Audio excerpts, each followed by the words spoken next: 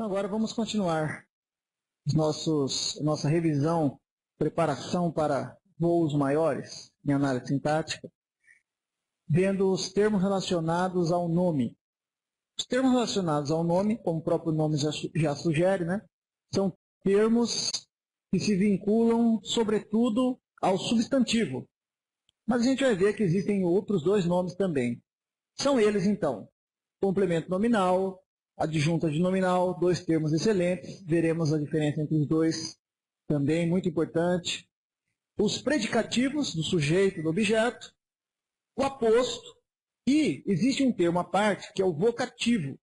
Ele acaba vindo aqui inserido no grupo dos termos relacionados ao nome, apenas por uma convenção. Na verdade, você vai ver que ele é um termo à parte. Então, esses são os termos desta nossa unidade agora. É importante ressaltar que esses termos, nós precisamos fazer a revisão sobre eles,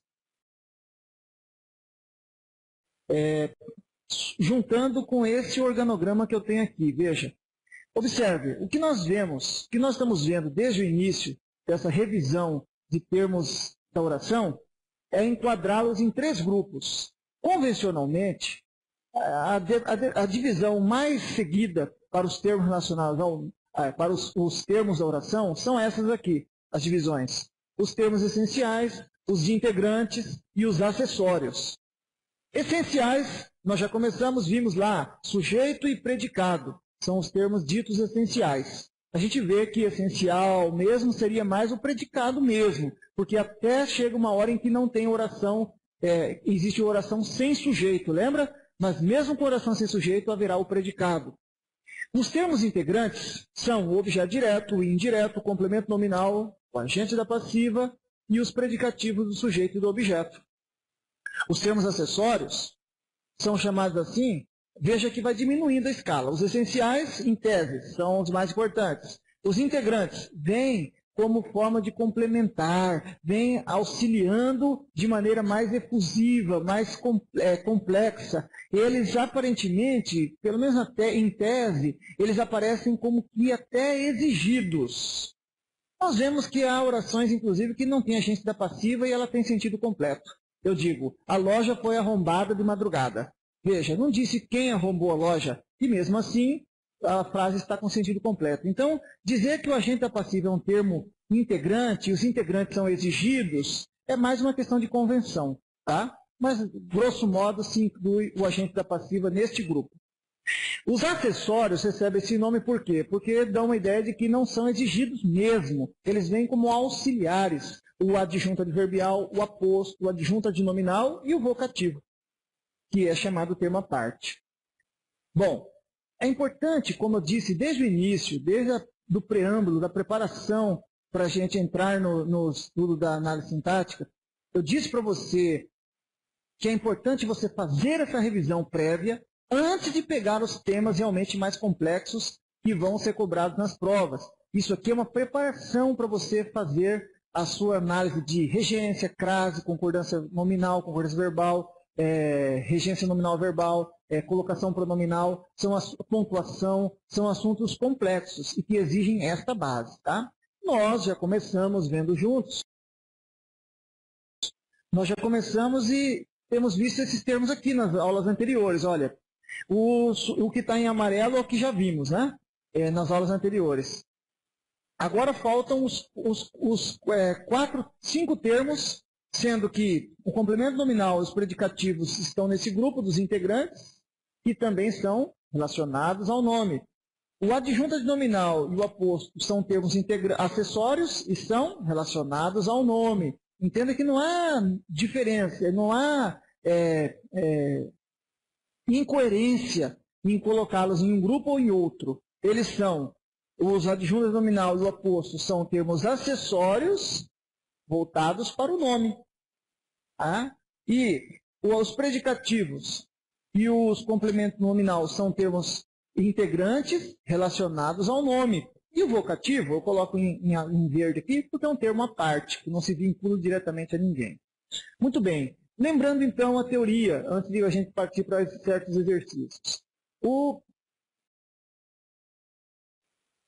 predicativo, a gente já vem começando a falar um pouco deles, né? Quando nós vimos verbo de ligação. O predicativo do sujeito tem duas características básicas, lembre-se. Ele expressa uma característica momentânea e ele aparece fora do sujeito. Por exemplo, o dia tornou-se noite. Lembra lá do fespacte que esse nosso tornar-se aqui, por ser pronominal, ele vai ser esse ser apenas parte integrante do verbo. Lembra? PIV, parte integrante. Esse verbo é verbo de estado. Ele é verbo de ligação. Aqui está o sujeito. O que se tornou noite? O dia.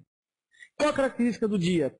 Noite. Quer dizer, noite é, apesar de ser um substantivo aqui, é um atributo que eu estou dando para o dia. O dia tornou-se noite, quer dizer que antes ele não era. Ele se transformou em noite, ou seja, escureceu, ficou tudo escuro. Esse noite é o nosso predicativo do sujeito. Veja, é uma característica do sujeito, momentânea, circunstancial, e aparece fora do sujeito. Beleza? Detalhe, aqui ele está aparecendo com o verbo de ligação, mas a gente lembra que não é só verbo de ligação. E predicativo não é exclusividade de nenhum tipo de verbo. Para ter verbo de ligação não tem que ter predicativo. Mas para ter predicativo não precisa de verbo de ligação, lembra? Tudo bem? Então, olha só. Os torcedores vaiaram a equipe enraivecidos. Quero saber, quem vaiou? Aí você. Os torcedores. Aqui está o sujeito. O nosso sujeito. Os torcedores vaiaram. Vaiaram quem? O quê? A equipe. Aqui está o objeto direto. Esse verbo, então, é transitivo direto. E veja, naquele momento, quando eles vaiaram, como é que eles estavam? Enraivecidos. Lembre-se que aqui não vai caber a pergunta, vaiaram como? Essa palavra enraivecidos não está aqui trabalhando para o verbo. Ela não é um termo relacionado ao verbo, professor. Ela não é uma adjunta adverbial de modo. Você não pode falar assim, vaiaram como, e achar que enraivecidos é adjunta adverbial de modo vinculando-se ao verbo. Lembre-se, enraivecidos é adjetivo. Adjetivo, só flexão para concordar com o tema que se relaciona. Advérbio é invariável, lembra? Advérbio não tem gênero, não tem número. E por que enraivecidos, professor, está no plural? Porque concorda com torcedores. Então esse termo é um termo relacionado ao nome. Entende? Por isso ele está nessa unidade 4. Termo relacionado ao nome. A nossa última unidade antes de efetivamente entrarmos nos exercícios específicos da sua área, do seu concurso, né? Da sua banca, tá? Do seu instituto. Os torcedores vaiaram a equipe e naquele momento estavam como? Enraivecidos. Então esse termo eu vou chamar de predicativo do sujeito. De novo, predicativo expressa uma característica momentânea, eles nem sempre são enraivecidos, eles estavam enraivecidos e aparece fora do sujeito. Ok? Beleza, né? Então, com base nisso, eu quero que você me ajude a responder questões da nossa apostila.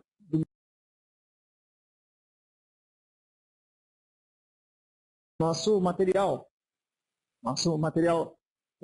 preliminar. Então, sua questão número 11, Fundação Getúlio Vargas. Por gentileza, pense um minuto nela, mesmo esquema de sempre, pense um minutinho, faça a questão, dê pause aí, e agora eu continuo com você. Assinale a análise correta do termo destacado. Ao fundo, as pedrinhas claras pareciam tesouros abandonados. Tudo começa no verbo. Ele quer que eu ache a função de tesouros abandonados, mas deixa eu ver direito o verbo. Pareciam. Aqui está ele. Olha, professor, aparentemente o verbo parecer pertence ao grupo lá no fespacte. É um dos P's do fespacte, lembra? Ele parece que é verbo de ligação. Parece, mas veja se tem predicativo antes. Então você chega aqui e fala assim, o que parecia tesouro abandonado? E a gente acha as pedrinhas claras. Esse termo é o sujeito. Núcleo, pedrinhas. Observe que o núcleo, pedrinhas, atrai para si a concordância de todo mundo. O artigo, o adjetivo, o próprio verbo, pareciam. E tesouros abandonados está aqui concordando também com pedrinhas claras. As pedrinhas claras pareciam. Cuidado, aqui você não pode chegar e falar assim, pareciam o quê? Achando que esse verbo parecer é transitivo direto. Não, professor. Esse verbo aí está indicando um estado aparente das pedrinhas. Eu só posso confirmar isso, dizer que ele indica estado, se eu chegar aqui e encontrar o predicativo do sujeito. Qual a característica das pedrinhas naquele momento? tesouros abandonados. É isso que elas pareciam, característica das pedrinhas. Então a gente lembra, o predicativo do sujeito expressa uma característica do sujeito, obviamente, por isso chama predicativo do sujeito, é uma característica momentânea e aparece fora do sujeito. Qual a característica aparente das pedrinhas? Tesouros abandonados. Essa expressão trabalha para o sujeito, professor, indicando uma característica circunstancial. Naquele momento pareciam. De repente, se você tirar do fundo da lagoa, do que seja ali, do riacho, você vê que é só pedra mesmo e não tesouro. Então a ideia aqui é de um estado aparente e circunstancial, momentâneo. Entende isso? Isso é predicativo do sujeito. Se você marcou a letra A, você acertou. E olha o que tinha aqui na letra C, armadilha, objeto direto. Não é objeto porque esse verbo não é nem transitivo, esse verbo não é de ação, esse verbo é de estado. Beleza, né? Vai identificando, vamos precisar disso logo nas questões pesadas de concurso. Tá?